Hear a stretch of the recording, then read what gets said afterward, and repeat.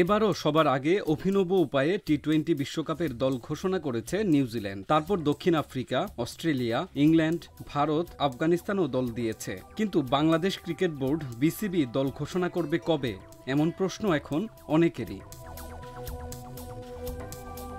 2023 সালের ওয়ানডে বিশ্বকাপে সবার শেষে দল ঘোষণা করেছিল বিসিবি। তামিম ইকবালের থাকা না থাকা, মাহমুদুল্লাহ রিয়াদকে দলের বাইরে রাখা, গুরুত্বপূর্ণ এই দুই ইস্যুতে বিসিবি অপেক্ষা করেছিল শেষ দিন পর্যন্ত। এবার টি-20 বিশ্বকাপ সামনে রেখে অন্তত এরকম কোনো জটিলতা নেই বিসিবির নির্বাচকদের।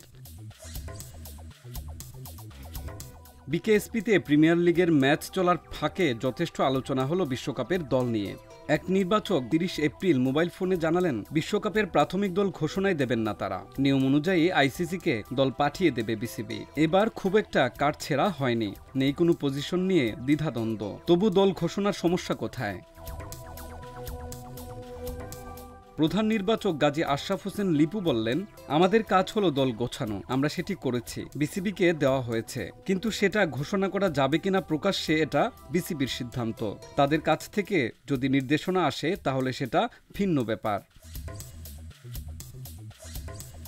আরেক নির্বাচক আব্দুর রাজ্জাক বললেন, এটা আইসিসি চেয়েছিল, এই দলটা পাঠানো হবে, ওটা তো চূড়ান্ত দল না। যেহেতু এখনও পরিবর্তনের সময় আছে 24 মে পর্যন্ত, এখন ঘোষণা নয়। আইসিসির নিয়ম অনুযায়ী প্রাথমিক দলটা তাদের পাঠানো হবে। এ ব্যাপারে ক্রিকেট পরিচালনা বিভাগের প্রধান জালাল ইউনুস বলেন, এটা তো চূড়ান্ত দল নয়, আমাদের আরও কয়েকজন ক্রিকেটার চোটে পড়েছে, শেষ পর্যন্ত কি হয় এটা দেখতে হবে। অফিসিয়ালি এখন ঘোষণা হবে না, এখনও সময় আছে। তবে প্রাথমিক দল আজ 30 এপ্রিল রাত 12টার মধ্যেই পাঠিয়ে দেওয়ার কথা।